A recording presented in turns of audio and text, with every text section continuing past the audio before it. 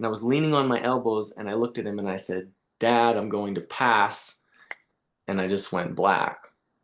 And then it was like I went from black to opening my eyes, and I was in this beautiful tunnel of white, silvery luminescence. It was like this, how I've explained it is it was like a liquid love.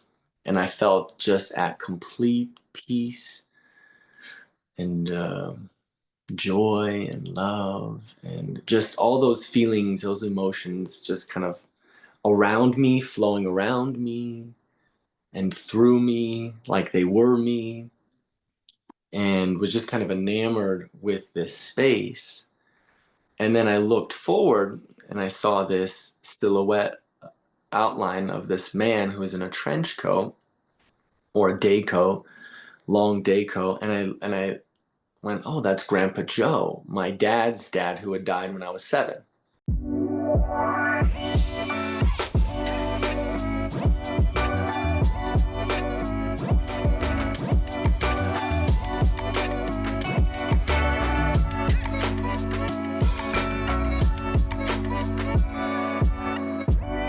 Hey everyone, welcome back to First Contact. I'm your host, Eesha Patel, and today's guest is a very special someone who I actually watched his interview on YouTube. And you know when you just get that feeling like you got to have a chat with this person? So I reached out, and so today we have on the show Zach Tavcar. Now, before I get him to jump in and introduce himself, I just want to share a little bit. Now, you guys have been watching this podcast, and it's been all about the galactic side of things. And my personal little passion that I had behind the scenes is I'm actually really obsessed with watching near-death experience videos. If you're anything like me and you've watched all those other channels out there, this is basically why we're pivoting the First Contact podcast to also include a near-death experience side of it. We kickstarted last time with Lisa Gar, and we've now have got Zach to come in and share his incredible story with us. So there you go, Zach. Welcome to our awesome show. Thank you, Eesha. I am very honored to be the second NDE on your show, Yeah, if not more. we had one like ages ago, but it was connected to the galactic stuff. So we had Honey Borden. If you haven't watched her video, guys, go check out Honey Borden's interview as well. She shared in her NDE about how she went and connected with the Arcturians. And so that was very, very fascinating. And then, of course, we got Lisa Gar's episode, and then we've got you. And one thing I find so fascinating about near-death experience stories is, you can get such a wide spectrum. You can get people who have never heard about the even concept of it and or might be completely atheist, have no idea what's going on, and suddenly it just opens up realities. And then you get people who are actually quite familiar with it and still end up having such a unique experience. So I think the cool thing with NDEs is it's really hard to kind of make it up, right? Oh, well, our imaginations are pretty profound, so I think we could make it up, but I think when you have the experience, it's just different. People always, like, interviewers always say that, well, it's hard to make it up. We could make up a lot of things, like Harry Potter's made up, but I you could make it up, but I don't think the people that are out there trying to share these experiences, that are trying to like share a similar message, I think that's pretty on point. It's pretty cohesive. Yeah, yeah. So, did you know anything about NDEs before you had one? Oh, I probably did. I was 14 when I had one, and I was always kind of into mystical stuff as a kid. Like, I liked watching the show in the United States called Unsolved Mysteries, where Right. they'd always talk about like ghosts and angels and ETs and stuff like that. So I thought it was pretty cool. But I'd never. My grandma was really my dad's mom. My dad's mom was really into just like self help, but I always thought she was kooky and weird until I started having these experiences, and particularly the NDA, and I was like, okay, maybe there's more to this than my who I love to death. My grandma and I were very close, but I was like, Grandma, you say some weird stuff sometimes, like, and now here I am repeating some of the stuff that she used to say and making it even more weird. There you go. The apple doesn't fall far from the tree, so they Yeah, say, right? yeah, so. So, Zach, tell us just a little bit of your background in terms of like what do you do? Before we get into how you had your NDE, just tell us like a little bit of your backstory. Sure. Before all the NDD, just like as a career, I'm a exercise physiologist. I also do quantum healing hypnosis therapy, so Yeah. QHHT technique, And then I do some life coaching as well. So that's just my career as of right now. And then I have fun making YouTube videos. Okay, great. And Yeah. I mean, because you had your NDE so young, I mean, you're a kid, right? Yeah. So Yeah. so what led you into that experience? Tell us about some of the backstory and maybe the weeks or months that contributed to you having that experience. Yeah. So I was diagnosed with leukemia on August 24th of 2001. So I was 14, I just turned 14. And I had been in the hospital pretty much. I had gone through about 30 days of intense chemotherapy to try to get me into remission, which I did go into remission. But during that time, I had a catheter in my chest that clotted. And so they let me out of the hospital, and 2 days later, I got a blood clot in this catheter, which led me back into the hospital for another 30 to 45 days, where they had to remove the catheter that was in my jugular and subclavian vein, do an angioplasty, which is usually meant for people that have clogged arteries, adults with clogged arteries, and then just beat the heck out of my body for about 2.5 months by the time I finally was out of the hospital. So in that time, I had been sitting in the hospital bed for so long, in this isolation room pretty much for 5 to 6 weeks after that first 30 days of intensive chemotherapy. And part of the drug that they give you for the treatment is prednisone. And prednisone is a bone demineralizer. It's a side effect of it. And so my L2, 3, 4 vertebrae, my lumbar 2, 3, and 4, fractured and collapsed. And so my body had just been taking a beating with chemotherapy, a major infection that I had to get treated for, an angioplasty, which is a major surgery, and then more chemotherapy because they had to continue on with the protocol. So my body was just absolutely destroyed at that time. I had no muscle left. I lost all my muscle. Like it was pretty bad. So my body was just really, really beat up right up to that point of the NDE. Yeah, right. Okay. So, I mean, that's a pretty young age to go through all of that. Do you recall what you were thinking at the time? Did you think that you were gonna die? Did you have hope? Where were you at mentally? Luckily, my parents, my grandma, my aunts, my brothers, they're just really like I'm fortunate enough to be surrounded by more love than I think anybody will ever experience in their life. So I had a lot of support in that regard, and I was always pretty mentally tough. I've always been pretty like determined person, and especially at that age. And I never felt that I was going to die. So that was an interesting thing. I always questioned it, but I didn't feel as if I was going to die. I just felt like the treatment that I had to go through was just going to be kind of part of my story, my journey. And that could have been other people telling me that and then me just kind of clinging to that. But that was what I felt internally like, okay, what do I need to do to get over this? That was always just the feeling that I had. So I never felt as if I was going to die, which is fortunate for me. But that a lot of other kids I was with did have that experience. But yeah, I didn't feel that I was going to die, just that it was going to be a long road along the way, Yeah. getting back to normal. Okay, so let's go to now the moment where you died. What happened?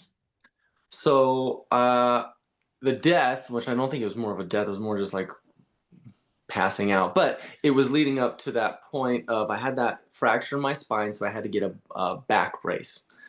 And I had to go get fitted for this back brace. So the morning of, I had to go get a lot of blood work done because I no longer had that catheter. So I went to the phlebotomist with my dad, my 4-year-old brother at the time.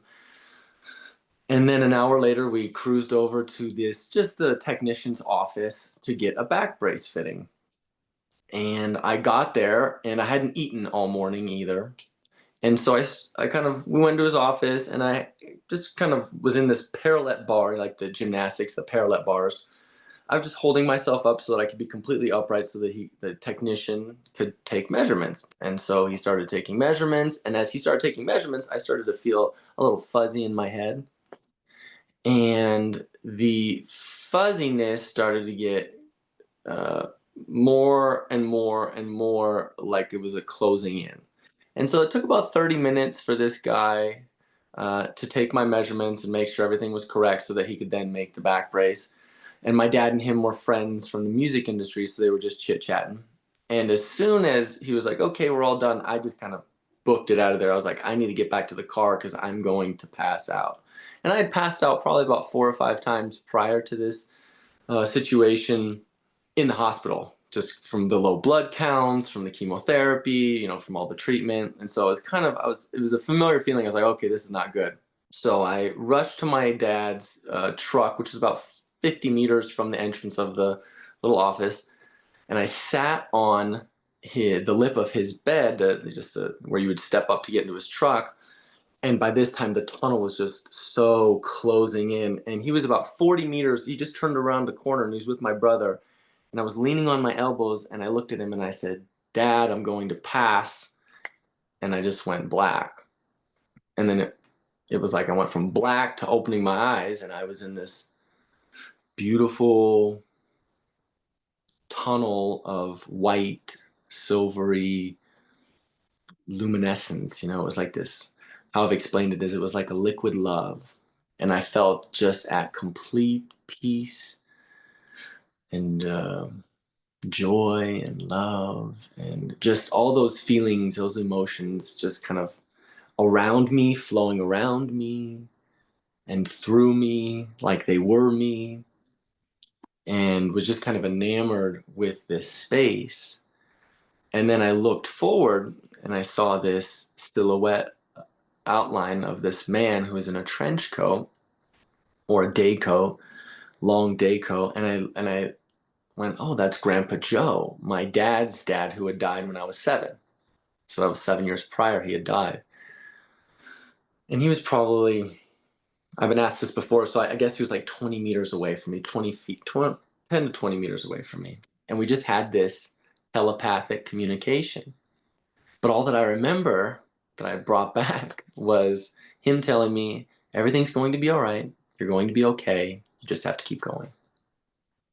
And so we had more, we interacted more, we talked more, but it was just kind of in this tunnel of liquid love, just flowing around and through.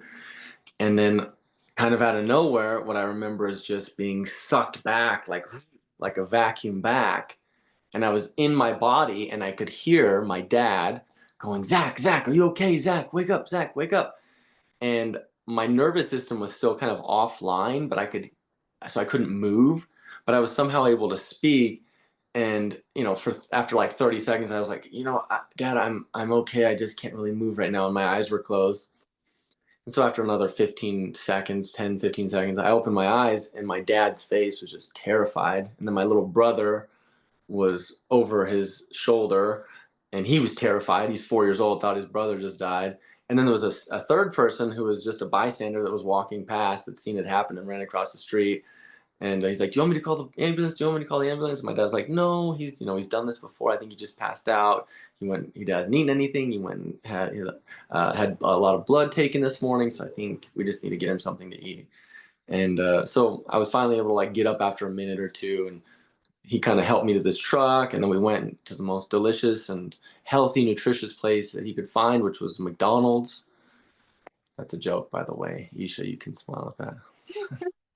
No, it was not. But and then as soon as I ate, I did feel better. But I was kind of like, what? No, I'm 14 years old, and I was interested in the mysticism and kind of stuff like that. But I never really thought that was real. It was just kind of an interest, and it was, only when I'd watch TV every now and then.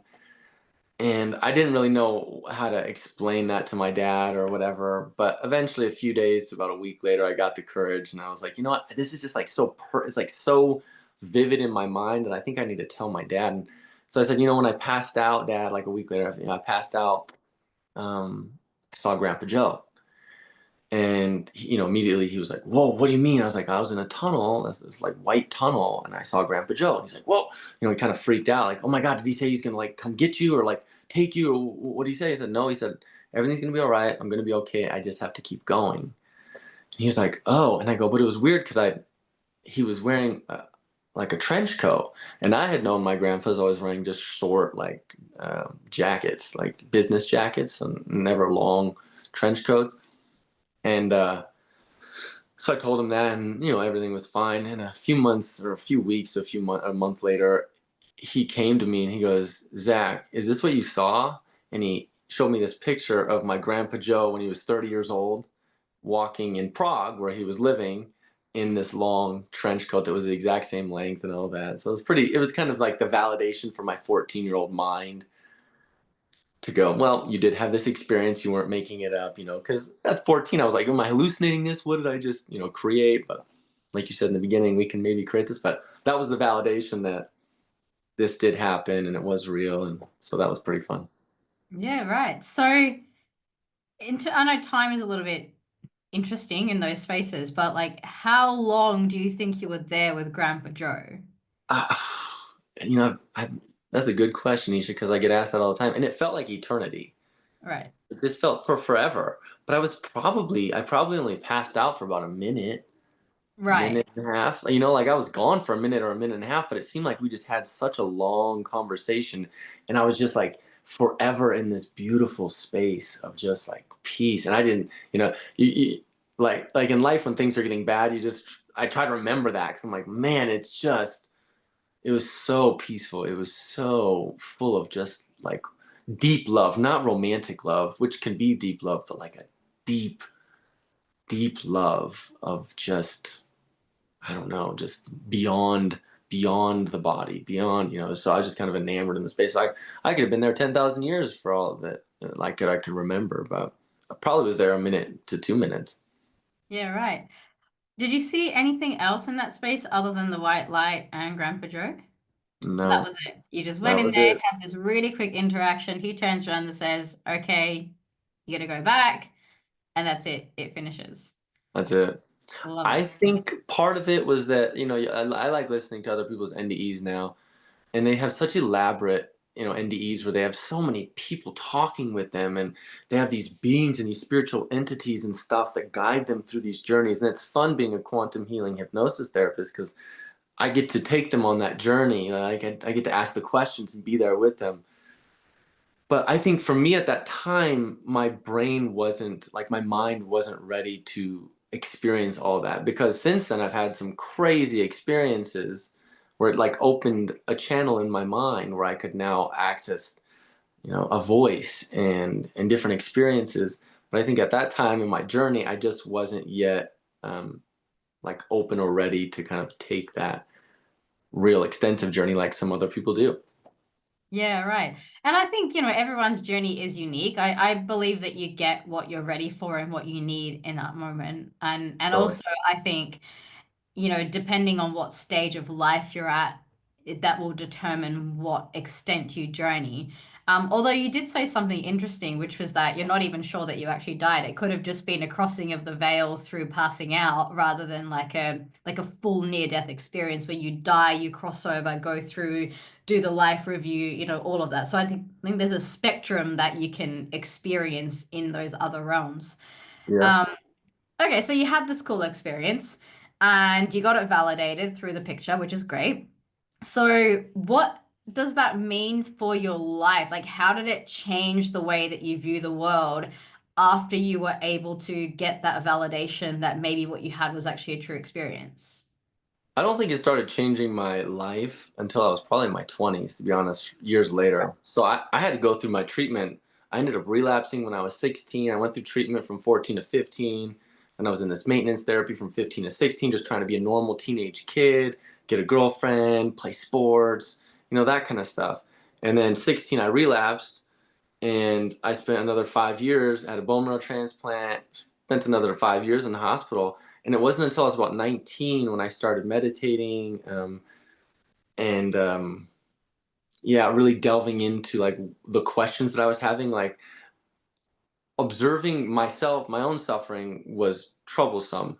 But then when I relapsed, I was observing the suffering. There was in Oakland Children's Hospital in Oakland, California, they built a fifth floor which was just half of it was just for the oncology kids, so kids going through cancer, that they could interact with each other, and the floor was HEPA filtered, so I got to observe the children, whereas the first treatment they didn't have that floor. It was just me kind of being isolated.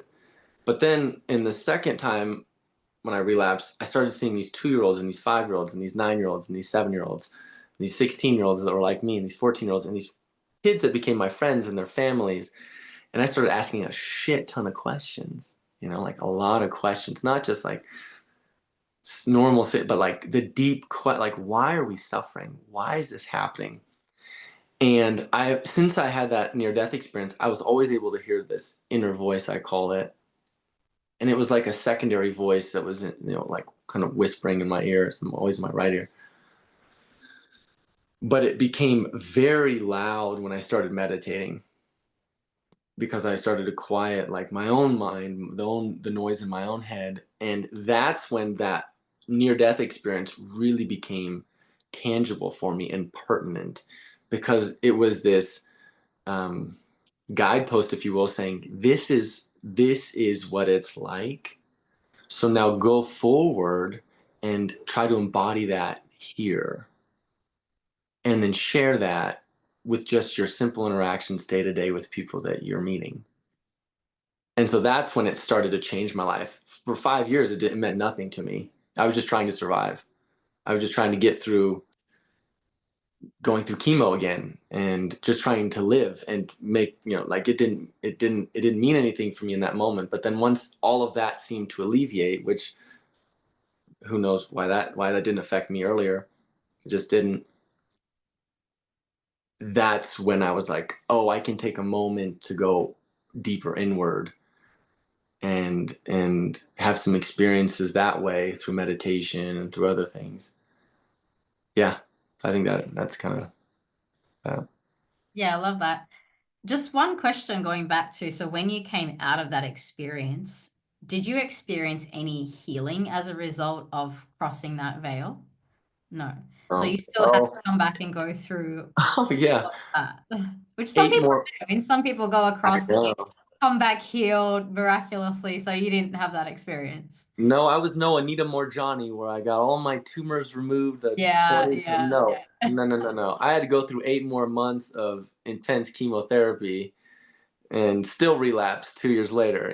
Like that's just, Do you yeah, think that's part of your soul journey though? Like where do you sit with that? Do you think that the suffering could be avoided? Do you think that you just have to go through it? Do you think you signed up for it? Where do you sit with that? So I know for sure through having my own hypnosis done to me, and this is something I'd already felt earlier in my life, but that it didn't have to be this way. Yeah. It was a potential, and if I wasn't on the right path of my soul's intention for being here, like, then I would get kicked back onto that path. So like me not following the path of where I am now, I was going a different direction, and the leukemia was just a way to kick me back onto being more compassionate, being more kind, um, understanding the depths of our soul, understanding that we're human being or spiritual beings having a human experience, like all these different things that I could pontificate on for forever. But it kicked me back onto the path, and the first time wasn't enough because I felt isolated. And so the first time I was diagnosed, I felt more ego uh, present within me. I felt more ego. I felt like I was Superman. I felt that I was so important. But the second time was when I realized, oh, it's not just about me.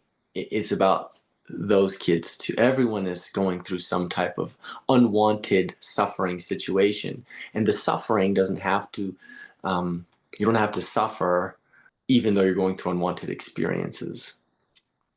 And so it may be difficult, but there is a way out of that. And I'm here with those experiences to help guide others through that. What do So you that was, think is the purpose of the 2-year-old going through that though? so I've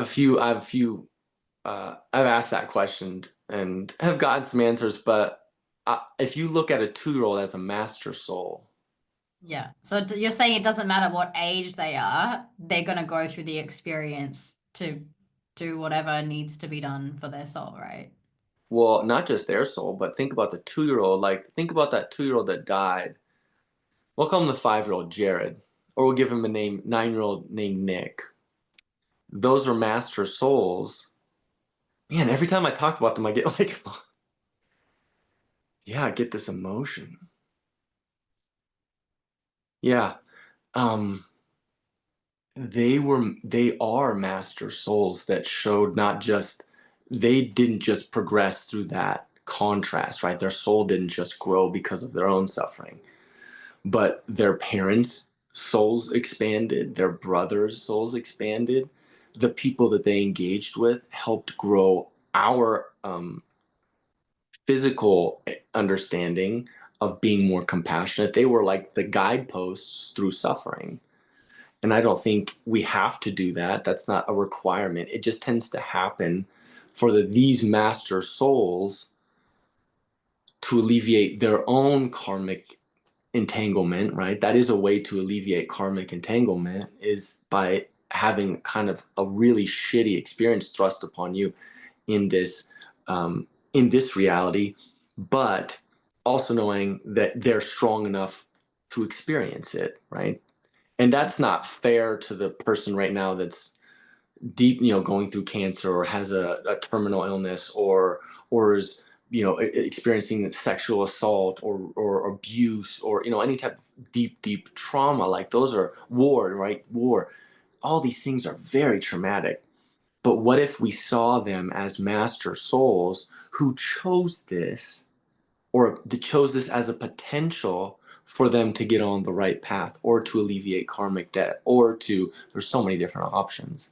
But that's my understanding now, is that there are multiple reasons why we go through these things and these traumas and the suffering.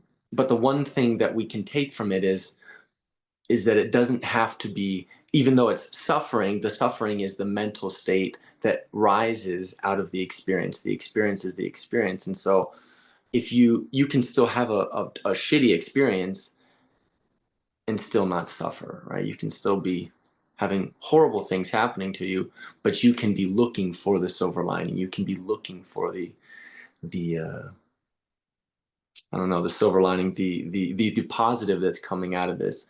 And you could say it's wishful thinking, but you are we are all extensions of God, extensions of source, extensions of the universe. And so if we are the extensions of that infinite creative presence, like that means that we are creators by nature. And so yeah, that contrast just helps us clarify what we want. And so just let's move our attention there, like we get so caught up in our traumas and our sufferings and in the things that are going wrong, forgetting that we are creative beings, right? We are these master souls wanting to be here to create.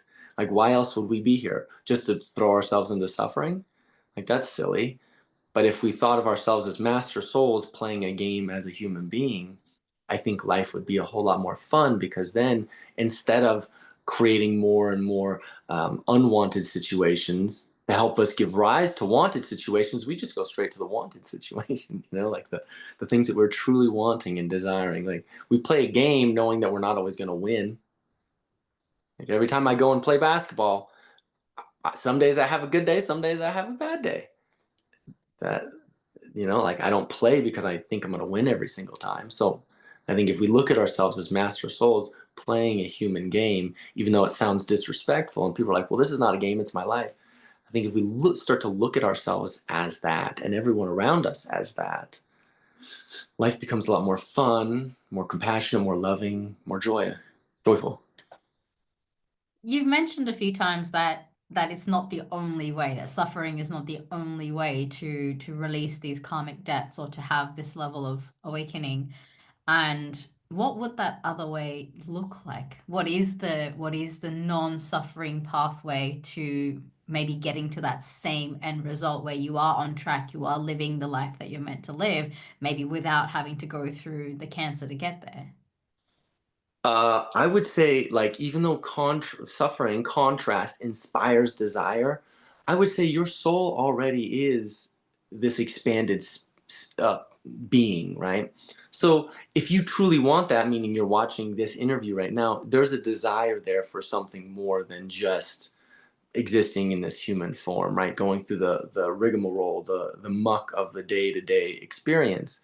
And so even though suffering or unwanted situations will inspire a, a lot of change, if we can just go straight to the change, knowing that this is possible for us and really having a true desire for that, I think that bypasses the suffering. So it's just that we get lost in the mundane of life. So your boyfriend's not nice to you, or your girlfriend's mean to you, or your parents are not nice, or your job isn't super happy, or your, all these kind of like a little bit more surface, if we're talking about it, problems. You can still have those problems and not need to suffer cancer or terminal illness or all those things. We're going to die eventually. So that, like, you have to just accept that, like, death is part of life. It is just the cycle. But in the midst of it, just being curious. What does Walt Whitman say? Be curious, not judgmental. So you don't have to really like be judgmental. That kind of applies a little bit, but being curious, right? Being curious and allowing yourself, being open through meditation, through dance, through some type of practice that really brings you into alignment with joy, with love, with gratitude, which is connection to the soul. In that way, the flow is just going to be open, and all those, all the things you're desiring, the removal of suffering can occur, right? Accepting this moment as it is, whatever's happening, and then having the intention and saying, I'm open to all the good that is mine, that you already have for me. There's this quote that kind of answers your question from, I think it's called the Message of the Divine Iliad, but it says, desireth what you will, and behold, it standeth before thee.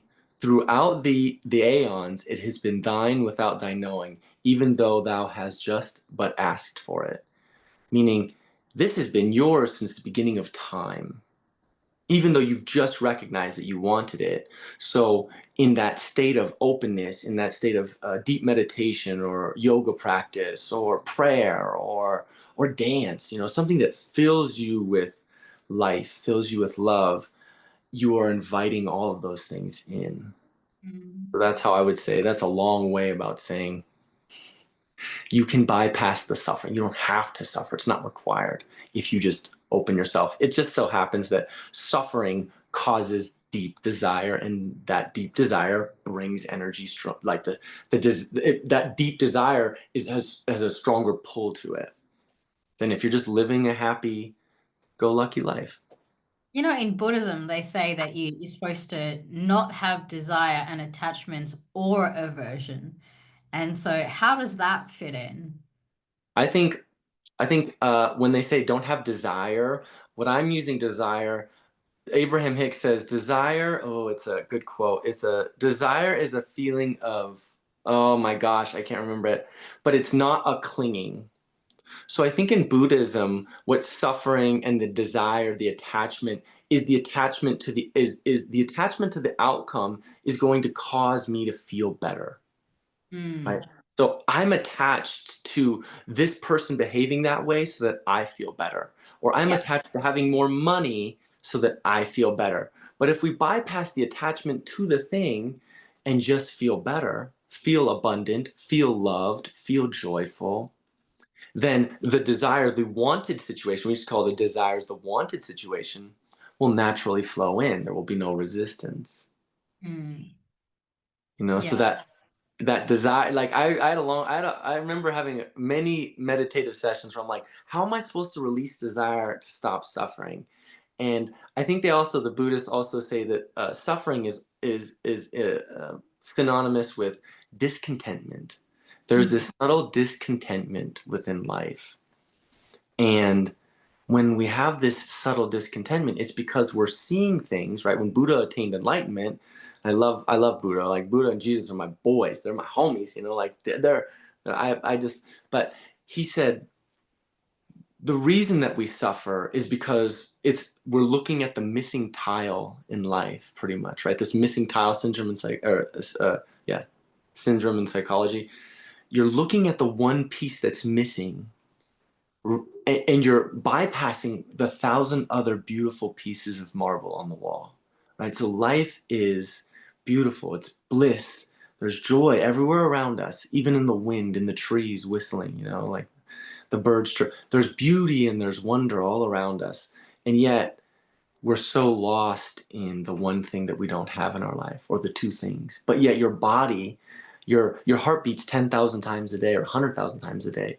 You have billions of new cells every single day within your bloodstream. Your brain functions, your heart extracts, or your lungs extract oxygen. There are so many things going right for our bodies. And I think Buddha was saying, look at those, like look at the moment and the beauty of this moment, and forget about the thing that's missing, because the thing that's missing will show up too. This is just temporary.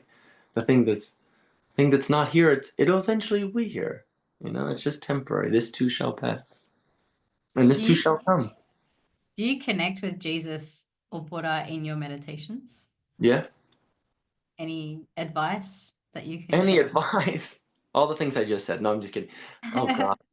I tell you that. Well, What do they mostly talk to you about? I mean, usually when we have these conversations in meditation, there'll be some themes or some things that they're trying to teach us, and there's usually quite a lot of gems in that. Like I know for myself, when I first got onto this whole journey of spiritual awakening, it was Jesus and it was Saint Germain, and Buddha came in a little bit later for me, but it was Jesus and Saint Germain, and so I used to sit there in my meditations every day, like literally day in, day out, like at least an hour a day. I'd sit there and I would connect with them. And I learned so much wisdom from them. Like I almost used to say, it's like they're my life coaches, like Jesus is my life coach, because I would sit there in this meditation and he would tell me about everything from how the world works to just how to be more loving, compassionate, kind. He would give me business advice, like all sorts of things. So I'm curious, yeah, in your meditations, I can feel that you have that connection with them. I mean, it shows quite clearly in your energy. So I'm curious if there's anything that can come through with the conversations that you've had with them and the downloads you've gotten in your meditation that would be valuable to share right now to our audience. sorry. You'll have to ask me a specific question, and I'll be able to answer. I'll be more clear. I can't spitball like that, Isha. You know, All right, let's iron it down, although we'll still keep it fairly esoteric. On the concept of God, source, creator, whatever you wanna learn. It's sort of a two-part question, but connected. The first is, did your near-death experience change your connection to God?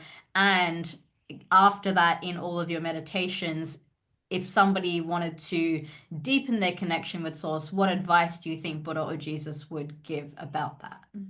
Okay, so first question, I would say it definitely deepened my connection with God, with Source, because it helped me understand what God and Source was. But again, that didn't happen until later.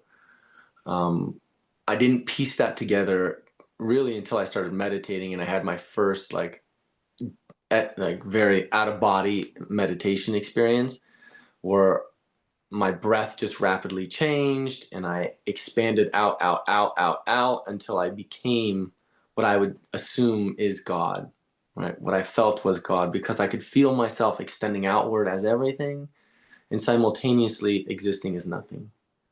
And so I felt this experience and I tied it into the love, to the peace, to the joy with the near death experience. And that made so much sense to me, right? Like that I was everything extended outward and I was just the observer. I was nothing. I was just observing what is.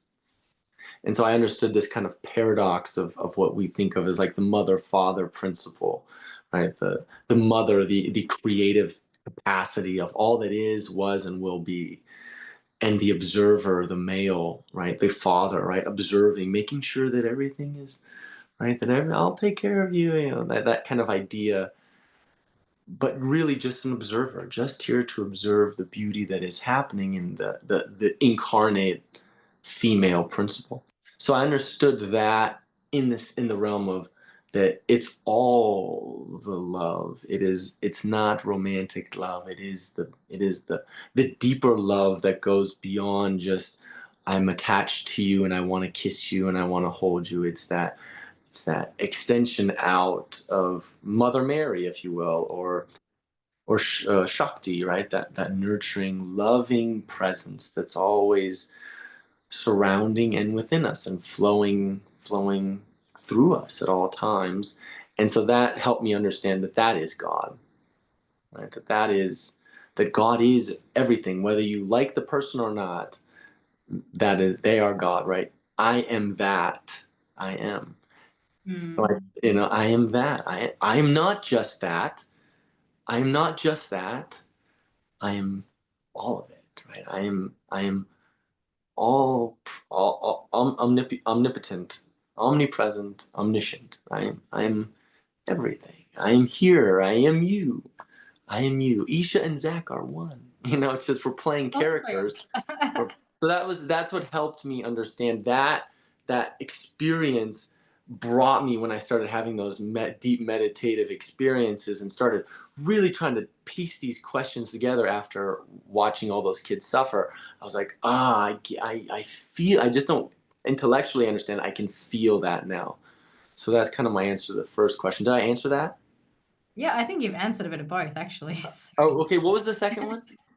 Just how we can connect, I mean, I guess, and this leads on to my next question as well, which is that, so, I mean, I don't recommend everyone go and have a near-death experience. I mean, at least yours was just a passing out. It wasn't a Yeah. full dying, but like, we don't recommend people to die in order to connect spiritually. So No, I no. feel like there's things that we can do in our waking life before we even get to that point where we're so far off track. And I think one of the biggest questions I get asked as well is, what is my sole purpose? How do I find that? And can you figure that out before you get cancer and die? Right? The sole purpose one is always interesting because and I'm going to answer this from I've done probably about 100. I've been a facilitator of 100 quantum healing sessions, and everybody asks me what their life purpose is, right? Everyone's always going to Most ask what common question I get asked all the time. Everybody wants is to your know life. what the galactic beings have to say about their sole purpose. So it comes up all the time. And my response to that is your whatever your desire is the desire of your inner being. Mm. You get to choose. Like, that is the beauty. I think the desire, I had this inspiration probably about a month ago, 2 months ago, when I was meditating. And it was this deep feeling that the desire that you have, that Zach and Eesha have, whatever that desire is what your soul wants for you. That is what you chose to come forward into. So then the question is, well, how do I find what that true desire is? And my answer is always, you have to meditate. Mm. Like, you have to find a practice that quiets your mind and opens up this channel where you will feel and hear the guidance. And whether that be dancing, sometimes it's dancing, sometimes it's yoga. Women tend to do much better with yoga, that feminine energy that you've all chosen to embody. You need movement, right? The feminine energy is flow, it's movement, and it is manifestation. That is the feminine energy. And so the masculine, all the men can be like, we can meditate for 10 hours and everything's fine and it's all wonderful, right? Because it's like we just want to be empty. We want to observe. We don't need the embodiment so much. Um, I tend to be pretty balanced, so I need both. But I can empty much better than my wife can. My wife has a hard time, so she does yoga. But I think whatever that practice is for you, that you really feel can quiet you and still your mind, so that you can open that communication channel up, is what you need to do. It's not going for a run all the time, and it's not just clearing your mind. It's clearing and then listening. Mm. And I think that's the missing piece. Everyone always goes, "Well, I meditate when I run or when I exercise," and I'm like, "No, you're helping clear your mind and you're helping still and empty." But then there's always at the end of yoga why you go into shavasana, right? Because that's the time that you need to spend extra time in, not just the 2 minutes that they give you on the video. You know, 10, 20, 60 minutes to really listen and hear that guidance once you've stilled your mind. So whether that be, if you can sit there and you can, like, I can sit there like you probably can, Eesha, and just go right into meditation pretty quickly. It takes a few minutes to kind of let everything kind of settle, to settle. but you got to find something that helps quiet your mind so that you can hear, right? Prayer is asking God for something or the divine for something. Meditation is listening. So use those in tandem, right? Have an intention, have a prayer. I always go in with a prayer. For myself, I just kind of have this, I try to connect, and I have a little process that I do, and then I just go into the quiet. So I think and I'm saying that not just from my own experience and how well it's worked for me, but in the 100 sessions that I facilitated, every single person's soul, inner being, whatever you want to call it, tells them that they need to meditate. Mhm. Not one goes, oh, you can get away without meditating. Every single person says she, he, they need to meditate. I love that you mentioned that about the prayer and the meditation, because I was just thinking it at the time that you said it, because that's, people say that prayer is opening the door to God. You're connecting to God, and the meditation is actually when you receive the answers. And I think a lot of people do one or the other and then wonder why they're not getting anywhere, So I Yeah, think having that combination of first you pray to God. And also, one thing to mention on that note is don't wait until something is wrong before you pray. Like, it's like, your best friend. Imagine if you called your best friend only when something was wrong. Well, I mean, yeah, if they were a really good human being, they probably will still answer the phone every time. And yeah, God will do that. But what if we had a relationship? What if we actually opened up that door on a regular basis? What if sometimes we just sat there and instead of asking for something, we just said thank you and we have gratitude and we're able to just be in that spaciousness with God, source, creator, whatever word people want to put on that, yeah, right. that it's that presence, it's that relationship. And then the bounties come. I mean, that's been my experience. I don't even have to ask anymore. The bounties are there just because that's our natural birthright. That's who we are. You don't even need to actively manifest. You just receive what the universe has for you. Yeah, Because if you're in that state of prayer on a regular basis, you're always connected to the divine. And when you're connected to the divine will is going to flow through you. yeah. So how can we be more conscious and aware? I mean, you're a life coach. You probably help people, through all sorts of different things. If somebody is, listening to this podcast and they're going, "That's great. Eesha and Zach are telling amazing things, but my life's a mess. My finances are a mess. And how do I practically implement that?" What advice can you give to those people? A journey of 1,000 miles begins with a single step. Yeah. Just, how do you eat an elephant? One bite at a time. You just start. I can give you another. The you don't have to see the whole staircase. You just have to take the first step in faith, right? There's all these quotes from all these, because you just have to do one thing. Like you just have to do one thing, and the trick is recognizing that the one thing is the thing that makes you feel a little bit better, Mhm. right? If you feel that you're in despair right now, the thing that's going to be right for you is not the thing that makes you feel joyful. It's the thing that makes you feel angry, right? Because despair is complete powerlessness. You are at the bottom of the barrel. But in anger, you have a little bit of power. So rising up from despair to anger is the right move, right? And that just happens with our thoughts, and then take an action. But don't get stuck in anger.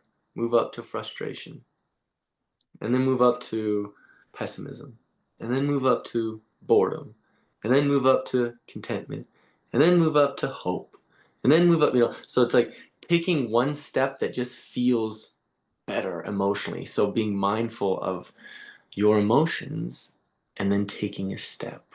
Thinking a thought and being mindful of the thought, of the emotion that the thought gives rise to, and then think a different thought that feels better.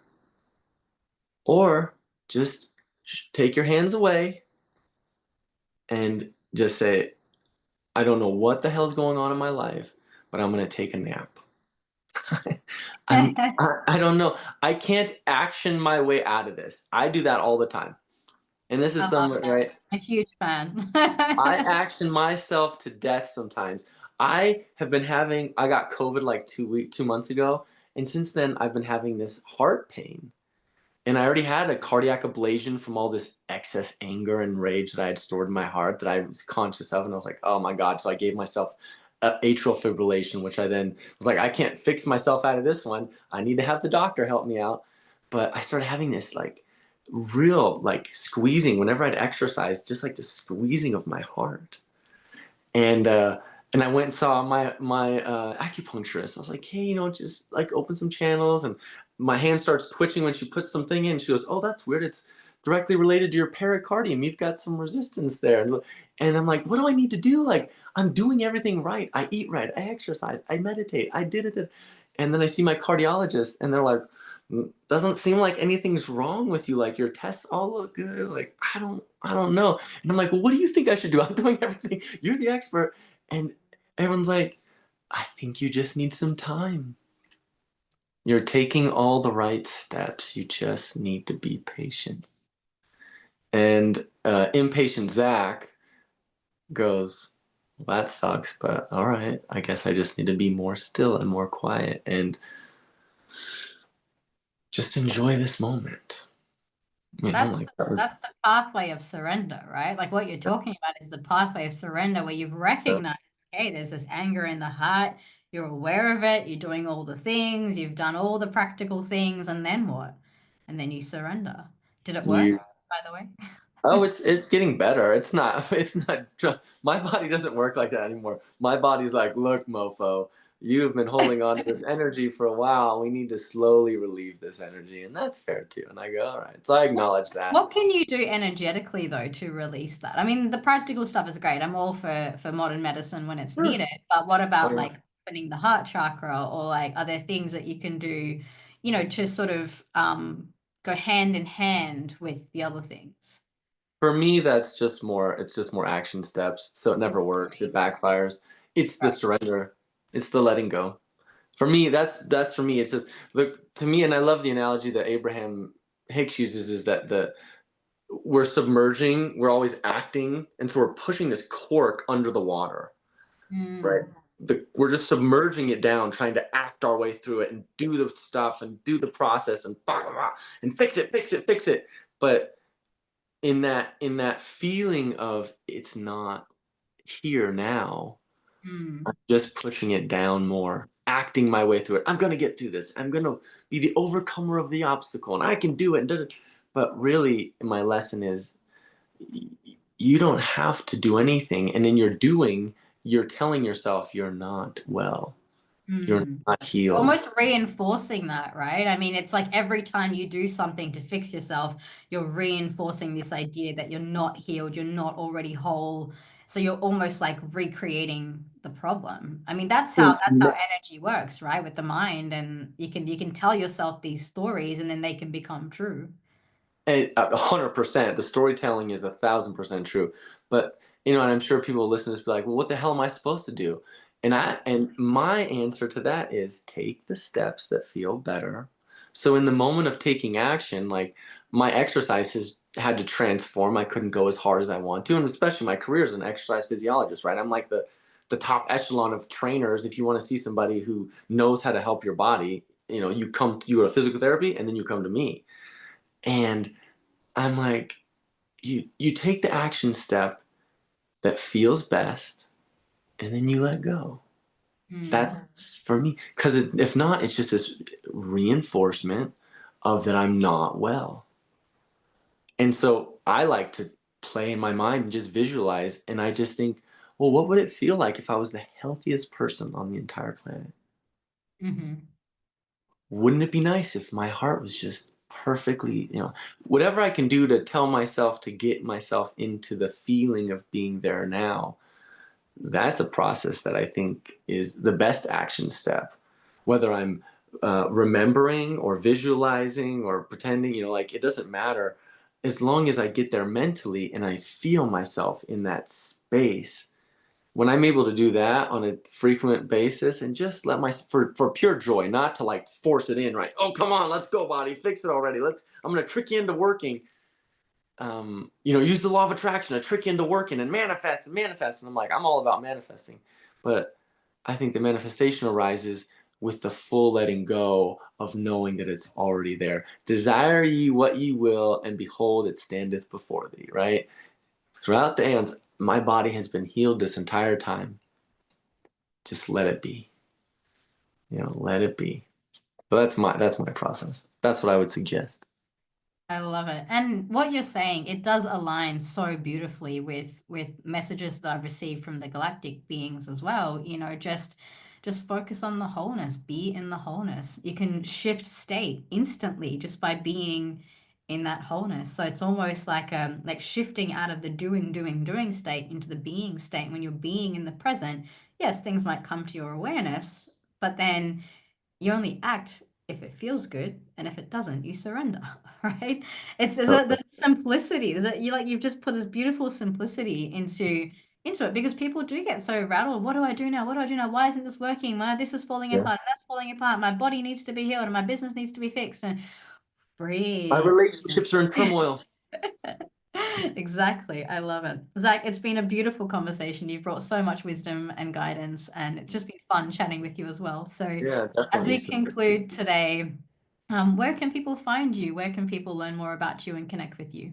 You can find, I do a lot of videos on my YouTube channel. It's just my name, Zach Tavcar. I have my website, which is where I do most of my training and life coaching and quantum healing hypnosis practice through, and that's my name as well, www.zacktavcar.com. And then, yeah, so I'm just mostly on, and then sometimes I post on Instagram as well, but yeah, they can find me through those three mediums.